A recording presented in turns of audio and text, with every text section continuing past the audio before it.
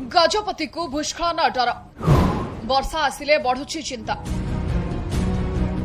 गजपति जिलार विपद संकुल अवस्था रही अनेक आदिवासी गाँ पहाड़ी गाँ पर विपद बढ़ुची।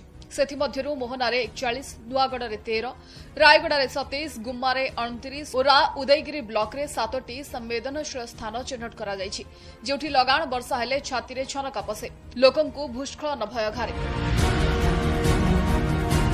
तथ्य अनुसार 2018-2022 मध्य भूस्खलन नहीं 48 जीवन 71,834 रु अधिक बासगृह क्षतिग्रस्त होइछि।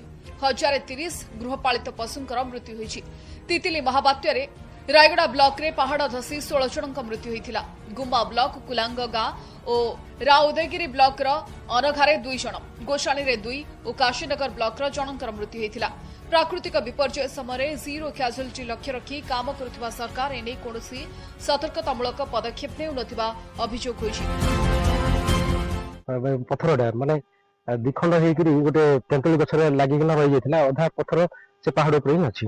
जदि से तेंतुली गछ ऊपर जदि से पथरटा रहि नथांता से निश्चित भाव गाँ भितर आसता माने कौन से प्रकार घटना को एड़े दी हेब नहीं। आगु को वर्षा जेहेतु अच्छी निश्चित भाव में डरडा रोची। गुम्मा ब्लॉक रो विभिन्न क्षेत्र गाँ अच्छी से गाँ मानकरे स्थान चिन्हट होइछि।